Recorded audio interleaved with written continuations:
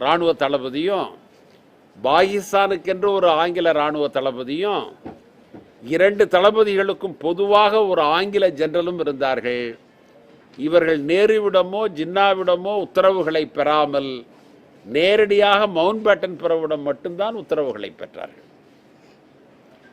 அன்றைக்கு காஷ்மீர் மகாராஜா ஹரிசிங் கேட்டுக்கொண்டதனுடைய அடிப்படையில் இந்திய படைகளை அனுப்புவதற்கு மவுண்ட் பேட்டன் பிரபு ஒத்துக்கொண்டார். ஒரு எல்லைக்கு பிறகு, ஒரு கால அவகாசத்திற்கு பிறகு பாகிஸ்தானுடைய பழங்குடியின படை வீரர்கள் திரும்பி ஓடிய பிறகு மேற்கொண்டு யுத்தம் செய்யக்கூடாது என்று சொல்லி அந்த யுத்தத்தை நிறுத்தியது மவுண்ட் பேட்டன் பிரபுதான். ஏனென்றால் அன்றைக்கு இருந்த இந்திய இராணுவ தளபதி மவுண்ட் பேட்டன் பிரபுவினுடைய கட்டளைகளைத்தான் ஏற்றார்களே ஒழிய இந்திய பிரதமருடைய கட்டளையை ஏற்க மாட்டார், ஏற்க முடியாது என்று சொல்லிவிட்டார். எனவே ஒரு நிலைக்கு பிறகு மவுண்ட் பேட்டன் பிரபு இதற்கு மேல் படைகள் செல்லக்கூடாது, இத்தோடு நிறுத்தி கொள்ள வேண்டும் என்று சொன்ன பிறகுதான் அன்றைக்கு அந்த யுத்தம் அத்தோடு நின்று போனது. இதுதான் வரலாறு, எழுதப்பட்ட வரலாறு. இதற்கான ஆவணங்கள் இருக்கின்றன. இந்திய இராணுவத்திலும் இருக்கிறது, பாகிஸ்தான் இராணுவத்திலும் இருக்கிறது, இந்திய உள்துறையிடமும் இருக்கிறது. இவ்வளவு அதிகாரப்பூர்வமான ஆவணங்கள் இருந்தும் கூட இன்றைக்கு பாரதிய ஜனதா ஜவஹர்லால் நேருவினால்தான் ஆக்கிரமிக்கப்பட்ட காஷ்மீர் நம்மால் கைப்பற்ற முடியாமல் போயிற்று என்று சொன்னால் எவ்வளவு பெரிய பொய், எவ்வளவு பெரிய அதர்மமான கருத்தை அவர்கள் சொல்லுகிறார்கள். உண்மைக்கு புறம்பாக, வரலாற்றுக்கு புறம்பாக எதை வேண்டுமானாலும் திருத்தி சொல்லலாம் என்கின்ற ஒரு இழிவான நிலையை பாரதிய ஜனதா மேற்கொண்டிருக்கிறது. அதற்காக நான் அமித்ஷா அவர்களை தமிழக காங்கிரஸ் கட்சியின் சார்பாக மிக மிக கடுமையாக கண்டிக்கிறோம்.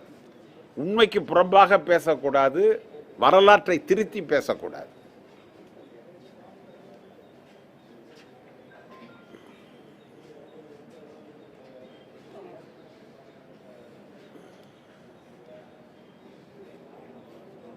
கேட்குறீங்களா? நாங்குநேரி தேர்தலில் நாங்கள் போட்டியிடுகிறோம், நாங்கள் வெற்றி பெறுவோம், வாகை சூடுவோம். யாருமா உங்ககிட்ட சொன்னாங்களா? அதாம்மா என்கிட்ட இன்னும் வரலம்மா, உங்ககிட்ட வந்திருக்கு, எனக்கு வரலம்மா. நிச்சயமா உண்டு, எல்லாரும் களை இறங்குறாங்க. வருகிறார் வருகிறார்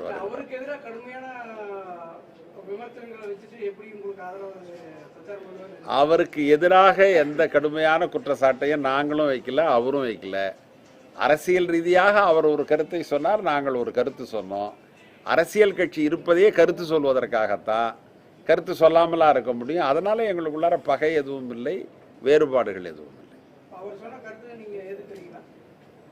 ஏங்க அது கருத்து தான்.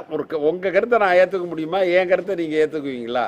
அது ஒரு கருத்து தான். அவர் ஒரு கருத்து சொன்னார், நாங்கள் ஒரு கருத்து சொன்னோம், அவ்வளோதான். இல்லைங்க, வேட்பாளர்கள் நாளையிலிருந்து விருப்ப மனுக்களை கொடுக்கிறார்கள். 2 தினங்கள் விருப்ப மனுக்கள் வாங்கிய பிறகு 25ஆம் தேதி மாலை நேர்காணல் நடத்துகிறோம். நேர்காணல் முடிந்த பிறகு ஒரு தொடரை நாங்கள் தயார் செய்வோம். இல்லை, நிறையா பேர் கொடுக்குறாங்க. எங்களுடைய மூத்த தலைவர் அவரும் கேட்குறாரு. அதை நாங்கள் அது பரிசீலித்து தான் ஆகணும். என்ன தலைவர் கேட்கும் பொழுது பரிசீலிக்க முடியாதுன்னு நான் சொல்ல முடியும். அதனால் என்ன, 2 பேரும் அதுக்காக வந்து அண்ணன் காங்கிரஸில் இருக்காருன்னு தம்பி வேற கட்சிக்காக போயிட்டார், அவரும் காங்கிரஸில் தானே இருக்கார். அவரவர்களுக்கான பங்கு இருக்கிறது அல்லவா.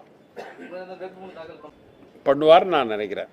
தெரில, நான் பண்ணக்கூடும். கேட்குறாருன்னா பண்ணுவார்ல, தப்பு இல்லைங்க. ஒரு கட்சி வந்து தன்னுடைய கட்சி அதிக இடங்களில் வெற்றி பெற வேண்டும், அதிக இடங்களில் நிற்க வேண்டும், நாம் அமைச்சர்களாக வர வேண்டும், முதலமைச்சராக வர வேண்டும் என்று சொல்வதற்காகத்தான் ஒரு அரசியல் கட்சி இருக்கிறது. அதைத்தான் அவங்க சொல்லுவாங்க, அதை தான் எல்லாரும் சொல்லுவாங்க. நீங்கள் எந்த ஒரு கட்சிக்கிட்டையாவது போய் நீங்கள் எப்படி தேர்தலையே நிற்க மாட்டீங்களா, வெறும் பிரச்சாரம் மட்டும்தான் செய்வீங்களான்னு கேட்டால் ஆமாம் ஆமான்னா சொல்லுவாங்க. எல்லா கட்சிகளும் தேர்தலில் நிற்பார்கள், அதிக இடங்களில் வெற்றி பெற வேண்டும் என்று விரும்புவார்கள்.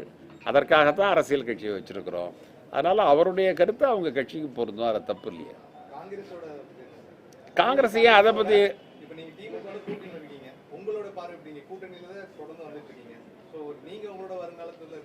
நாங்களும் அது மாதிரி நிற்போம்.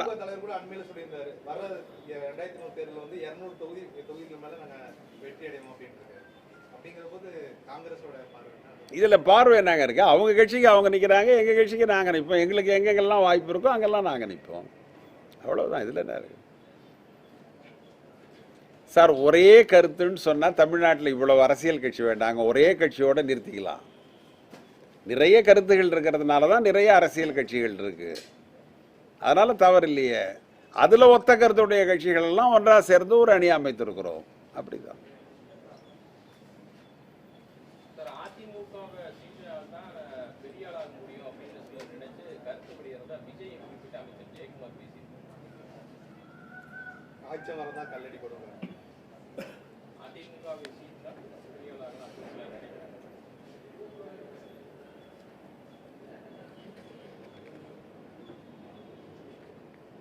எனக்கு என்னமோ அந்த இடத்துல அதிமுக இருக்கிறதா நான் கருதல. அப்படி ஒரு இடத்தில் அதிமுக இருப்பதாக நான் கருதவில்லை. அவர்கள் கேட்பாரற்று கிடக்கிறார்கள். அவர்களை இப்போ சீண்டுவதனால் யாரும் பெரிய மனிதர்களாக ஆகிவிட முடியாது. அவர்களை சீண்டா துர்நாற்றம் தான் வரும். அவங்க அந்த இடத்துல இல்லையே, அரசியல் ரீதியாக அவர்கள் இல்லை.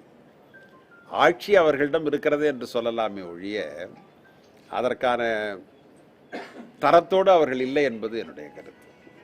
நீங்கள் எவ்வளவு கூட்டணிகள் இருந்தாலும் மத்திய அரசு மாநில அரசுகளுடைய சில உரிமைகளை பறிக்கிற பொழுது தமிழகத்திலும் சரி, மேற்கு வங்காளத்திலும் சரி, கேரளத்திலும் சரி தொடர்ந்து எதிர்ப்பு குரல் கேட்கும். மாநில உரிமைகளை கூட்டணிக்காக எந்த மாநில முதலமைச்சரும் நான் சொன்ன மேற்கொண்ட மாநிலங்கள்லாம் விட்டு கொடுத்ததே கிடையாது. ஆனால் முதன்முறையாக அண்ணா திராவிட முன்னேற்ற கழகம் மட்டும்தான் தன்னுடைய பல்வேறு உரிமைகளை பாரதிய ஜனதாவிடம் விட்டு கொடுத்து விட்டார்கள். இப்போ நீட் தேர்வில் கூட சட்டமன்றம் ஒரு தீர்மானத்தை நிறைவேற்றி அனுப்புகிறது. அந்த தீர்மானம் ஒரு வார காலத்தில் மறுத்து திருப்பி அனுப்பப்படுகிறது. அந்த தீர்மானம் திருப்பி அனுப்பப்பட்டிருக்கிறது என்பதையே 2 வருடங்களாக மறைத்து வைத்திருந்தார்கள். அதை வெளியில் சொல்லலை. நீங்கள் சட்டமன்றத்திற்கு தெரியாமல் எந்த ஒரு விஷயத்தையும் அமைச்சரவை மறைக்கக்கூடாது, மறைக்க முடியாது, அது தவறு. அது சட்டமன்றத்திற்கே தெரிவிக்கல, நீங்கள் பொதுவெளிக்கு தெரிவிப்பது அதன் பிறகு. காரணம் என்னவென்று சொன்னால் மோடி அரசாங்கத்தோடு தங்களுக்கு வருத்தம் வந்து விடக்கூடாது என்பதற்காக அவர்கள் அப்படி செய்தார்கள். எனவே அவர்கள் தங்களுடைய சொந்த உரிமைகளுக்கு கூட போராடாதவர்கள். உதாரணமாக முதலமைச்சர் தலைமை செயலகத்தில் இருக்கிறார். தலைமை செயலாளர் அறையில் வருமான வரித்துறை சோதனையிடுகிறது. கோட்டைக்கு வருமான வரித்துறை வர வேண்டும் என்று சொன்னால், சிபிஐ வர வேண்டும் என்று சொன்னால் தமிழக அரசாங்கத்தினுடைய அனுமதி இல்லாமல் வர முடியாது, அனுமதி வேண்டும். ஆனால் இவர்களுடைய அனுமதியை கேட்காமல் கோட்டைக்கே வருகிறார்கள். தலைமை செயலாளர் அறையே அவர்கள் சோதனையிடுகிறார்கள். ஒரு புழுவை கூட நீங்கள் சீண்டினால் அது துடிக்கும், தன்னுடைய எதிர்ப்பை அப்படித்தான் காட்டும். ஆனால் சர்வ வல்லமை பொருந்திய ஒரு அரசாங்கம் வாய் மூடி மௌனியாக நின்றார்கள். எப்படி நீங்கள் கோட்டைக்குள்ளார வரலாம், முதலமைச்சருக்கு தெரியாமல் எப்படி தலைமை செயலாளர் அறையை சோதனையிடலாம், எங்ககிட்ட கேட்டிங்களா அப்படின்னு கேட்கறதுக்கே அவர்கள் அச்சப்பட்டார்கள். ஆனால் அதே சிபிஐ மேற்கு வங்காளத்துக்கு போச்சு. கல்கத்தாவுடைய சிட்டி போலீஸ் கமிஷனரை விசாரிக்கிறதுக்காக 80 சிபிஐ அதிகாரிகள் போனார்கள். முதலமைச்சருக்கு அந்த தகவல் வந்தது. உடனே உள்ளூர் போலீஸ் அனுப்பி அந்த 80 பேரையும் அழைச்சிட்டு கல்கத்தா போலீஸ் நிலையத்தில் கீழே உட்கார வச்சாங்க. குற்றவாளிகளை எப்படி கீழே உட்கார வைப்பார்களோ அதே போல் சிபிஐ அதிகாரிகளை கல்கத்தா போலீஸ் நிலையத்தில் கீழே உட்கார வச்சாங்க. அது அரசாங்கம், அவர் முதலமைச்சர், அவர்களுக்கு சுயமரியாதை இருக்கிறது. மாநில உரிமைகளை அவர்கள் பாதுகாக்கிறார்கள். இவர்கள் என்ன பாதுகாத்தார்கள்? எனவே ஜெயக்குமார் விஜய்க்கு இது மாதிரிலாம் பதில் சொல்றதுக்கு பதிலாக சிபிஐக்கு அவர் பதில் சொல்லிருக்கணும்.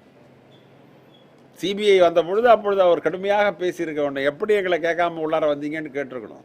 கேட்கலையே, யாருமே வாயை திறக்கலையே. அதனால் இவர்களை போய் சீண்டி என்ன பயன்?